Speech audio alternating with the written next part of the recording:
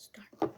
I'm making a video on important topics which may come in your exam, and you many of you have requested to just send some bullet points in order to just attempt the exam good. And this is what I am trying to just cover this whole syllabus in 5-10 minutes. So just be brief, and I'll be brief, but you have to just go through the proper syllabus.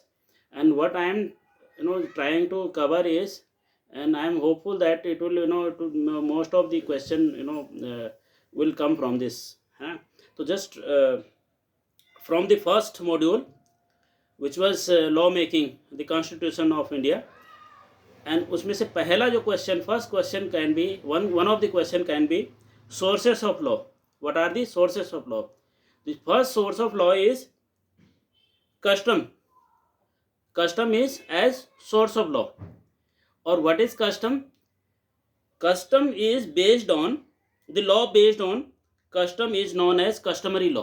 ठीक है, तो जो law customs के ऊपर based हो उसको बोलते हैं customary law. This is one of the source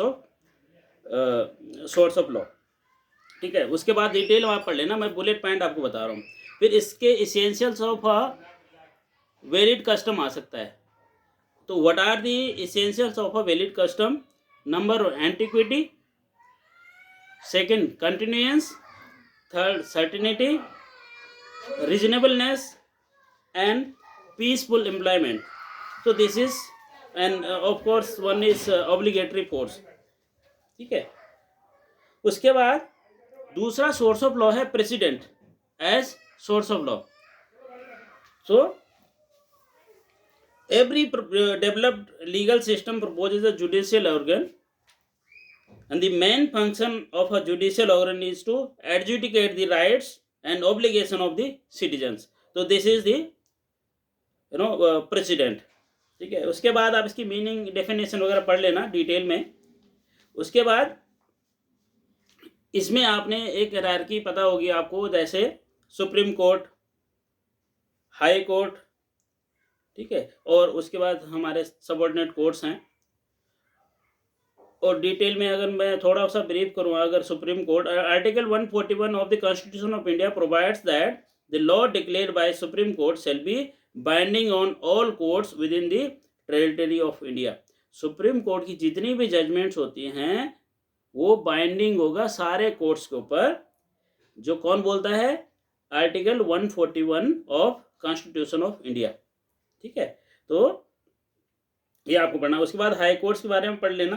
ठीक है, उसके बाद जो सेकंड टॉप पर जो हमारी जो अपेक्स कोर्ट है वो सुप्रीम कोर्ट है, फिर हाई कोर्ट्स है, फिर सबऑर्डिनेट कोर्ट्स हैं. ठीक है, तो this is the one of the source of law. उसके बाद तीसरा सोर्स ऑफ लॉ है लेजिस्लेशन. ठीक है, जो मैंने आपको कई बार बताया है कि legislation as source of law, जो कि आपने देखा होगा कि हमारे जो हमारे लेजिस्लेटर पास करते हैं. ठीक है, तो दैट इज दी. उसके बाद इसको पढ़ लेना डिटेल में. ठीक है, फिर आता है बात कॉन्स्टिट्यूशनल लॉ. ठीक है, तो हमारा जो कॉन्स्टिट्यूशन है, you can say that the constitution of India is the written constitution, lengthiest constitution of the world, and it has got rigidity and flexibility. ठीक है, उसके बाद आपको प्रेम्बल भी अगर आता है, what is the preamble of constitution, तो उसमें आपको पता होगा. प्रेम्बल आपको मैंने बताया था, प्रेम्बल पढ़ लेना है एक बार. ठीक है, उसके बाद आपको आएगा फंडामेंटल राइट्स. फंडामेंटल राइट्स जो कि आर्टिकल 12 से लेकर के 35 तक है, which starts from 12 to till 35. ठीक है, पढ़ लेना. तो उसमें आपको आएगा आर्टिकल 12 में what is the definition of state. ठीक है, and what is state under article 12. ठीक है, इसको आप पढ़ लेना. ठीक है, और आर्टिकल 14 बोलता है इक्वलिटी बिफोर लॉ, मतलब सारे लोग जो है समान है किसके सामने? लॉ के सामने. उसके बाद आप कुछ और पढ़ सकते हैं। आर्टिकल 17 में है अबोलिशन ऑफ अनटचेबिलिटी। आर्टिकल 18 बोलता है अबोलिशन ऑफ टाइटल्स। ठीक, इसको पढ़ लेना। जैसे article 9(1)(b) freedom of assembly, article 1(c) freedom of association, article 19(1)(d and e) freedom of movement and residence, article 9(1)(g) freedom of professional and trade. ठीक है, ये इसको डिटेल में पढ़ लेना और इसमें से इतना आ जाएगा आपको, है ना। उसके बाद आपको फंडामेंटल ड्यूटीज़ का आप पढ़ सकते हैं। फंडामेंटल ड्यूटीज़ क्या क्या हैं, ठीक है। और इसमें मैं और एक इम्पोर्टेंट है article 21A right to education. ठीक है, तो फंडामेंटल राइट्स में फंडामेंटल ड्यूटीज़ मैंने आपको बताया, उसको पढ़ लेना। फिर एक इम्पोर्टेंट क्वेश्चन आ सकता है directive principles of state policy, जो पार्ट 4 है, जो स्टार्ट होता है आर्टिकल 36 till 51।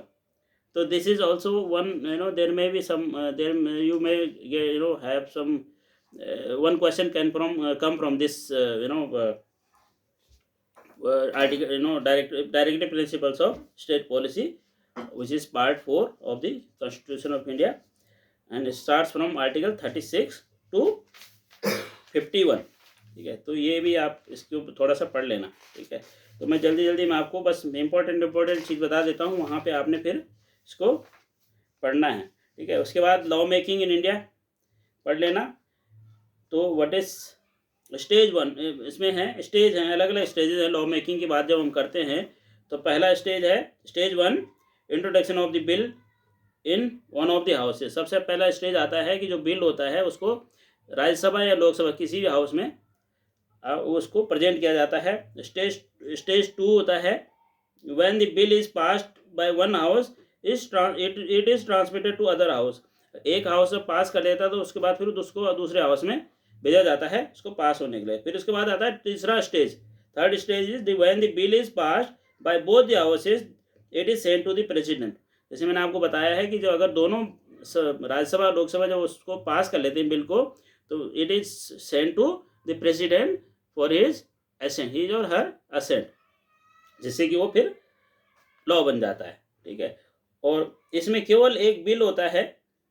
अच्छा, इसमें दो तरह के कैटेगरीज हैं बिल्स की, एक है ऑर्डिनरी बिल्स और दूसरा है मनी बिल्स। और मनी बिल की खासियत है वो केवल राज्यसभा में ही पहले उसको प्रेजेंट किया जाता है। ठीक है, तो ऑर्डिनरी बिल के भी फिर स्टेजेज हैं, फर्स्ट रीडिंग, सेकेंड रीडिंग, फिर थर्ड रीडिंग, ऐसे ही फिर मनी बिल है। There is a special procedure in parliament for passing of money bills. A money bill can originate only in the Lok Sabha, thus it cannot be introduced in Rajya Sabha. So a money bill cannot be introduced in Lok Sabha without the prior recommendation of the president। तो ये इसकी money bill की खासियत है कि जब तक उसको प्रेसिडेंट ऑफ इंडिया उसको रिकमेंडेशन नहीं देंगे तब तक वो इंट्रोड्यूस नहीं किया जा सकता है। ठीक है, तो ये आपको पढ़ना है। उसके बाद दूसरा मॉड्यूल आता है जनरल प्रिंसिपल्स ऑफ कॉन्ट्रैक्ट। तो इसको भी, ये बहुत इंपॉर्टेंट है, इसमें से काफ़ी क्वेश्चंस आते हैं, 10 नंबर का भी आता है। तो इसमें आपने मेन पढ़ना है एग्रीमेंट एंड कॉन्ट्रैक्ट। तो सेक्शन 2E क्या बोलता है, जितने भी प्रोमिस हैं, एक प्रोमिस और प्रोमिसेस, सेट ऑफ प्रोमिसेस जो कि कंसिडरेशन फॉर्म करता हो। कंसिडरेशन कई बार मैंने आप लोगों को बताया कि don't get confuse between consideration, कोई उसको कंसिडर बोलते हैं। ये consideration means something in return, quid pro को। ठीक है, तो इसको आप ध्यान रखना। तो वहाँ पे सेक्शन 2E बोलता है कि वहाँ पे two parties is must, there must be an offer by one party and there should be acceptance by the other party. So this is what you have to just keep in mind. उसके बाद आता है section 2H of the Indian Contract Act 1872 and which defines the contract as an agreement enforceable by law। और इसमें क्या क्या constitute करता है, an agreement should be enforceable by law। इसी तरह से हमने बताया था offer plus acceptance is equal to agreement, and agreement plus enforceability is equal to contract. ठीक है, उसके बाद आपको एक और इम्पोर्टेंट क्वेश्चन आ सकता है section 10 of the Indian contract act 1872। ठीक है, तो उसको भी आप पढ़ लेना। बाकी मैंने आपको कुछ नोट्स वगैरह सारे भेज दिए हैं, और इसमें आपको और इम्पोर्टेंट चीज़ एक पढ़नी है, जो सबसे इम्पोर्टेंट इसमें से क्वेश्चन आता ही आता है, what are the essential elements of a valid contract. ठीक है, जो इसमें आपको मैंने बताया था कि there must be two parties, ठीक है, consensus ad idem, capacity to contract, free consent. Free consent में हमने बात करी थी कि भाई there should not be coercion section 15, undue influence section 16, fraud 17, misrepresentation section 18 and mistake section 20। तो फ्री कंसेंट, कंसेंट और फ्री कंसेंट में मैंने आपको अंतर बताया था। कंसेंट अगर हमने किसी के ली है तो it may be because of coercion, undue influence, fraud, misrepresentation and mistake. लेकिन फ्री कंसेंट होती है जब आपने वो सारे एसेंशियल एलिमेंट्स जो है उसको फॉलो करा है और उसको फुलफिल करते हैं, तो उसको बोलते हैं essential elements of a valid contract. ठीक है, lawful consideration, lawful object, agreement should not be expressly declare to be void. ठीक है, terms of the agreement should not be vague, and possibility of performance, और last में writing and registration. तो these are the essentials of a valid contract. तो बहुत important है। ठीक है, उसमें आपने फिर उसके बाद आपको बहुत इंपॉर्टेंट एक चीज़ और ध्यान रखनी है कि types of contracts, there are certain types of contracts, जिसमें एक आता है वैलिड कॉन्ट्रैक्ट, एक आता है वाइडेबल कॉन्ट्रैक्ट। ठीक है, फिर वाइड कॉन्ट्रैक्ट, वाइड कॉन्ट्रैक्ट के बाद आता है एक्सप्रेस कॉन्ट्रैक्ट, इम्प्लाइड कॉन्ट्रैक्ट जो मैं ऑलरेडी आपको बता चुका हूँ, तो आपको दोबारा से एक बार रिवाइज करना है। ठीक है, उसके बाद आप पढ़ सकते हैं offer, what are the essentials of a valid proposal, या उसको हम ऑफर बोल सकते हैं, what are the essentials of a valid offer. ठीक है, तो उसमें क्या होना चाहिए, जैसे एक पर्सन्स होने चाहिए, व्यक्ति, communication of the proposal, offer. ठीक है, और terms of the offer must be clear and certain, it must be with an intention to create a legal, intention to create a legal relation. ठीक है, उसमें हमने एक वाल्फर वर्सेस वाल्फर का एक एग्जांपल दिया था, तो this will take much time, otherwise I would have again repeat this Balfour versus Balfour case, but just go through it, जो मैंने आपको कंटेंट भेजा उसको पढ़ लेना। ठीक है, उसके बाद आता है दूसरा एक्सेप्टेंस। ठीक है, कंसिडरेशन, ये जरूर आएंगे इनमें से क्वेश्चन। तो प्रीविटी ऑफ कॉन्ट्रैक्ट, इसको पढ़ लेना। ठीक है, और capacity to contract, minors agreement के पढ़ लेना, माइनर क्या है इसके ऊपर भी एक जरूर क्वेश्चन आएगा, ये पढ़ लेना। तो मैं ये दो डिस्चार्ज ऑफ कॉन्ट्रैक्ट पढ़ लेना। ठीक है, ये 2 मॉड्यूल आपको भेज रहा हूँ, उसके बाद आप जो है एक शाम को मैं देखता हूँ 2 मॉड्यूल और बना करके 2-3 उसमें वीडियोज़ में शायद आपको कुछ क्लियर होगा, और उसके हिसाब से आप तैयारी कर लेना।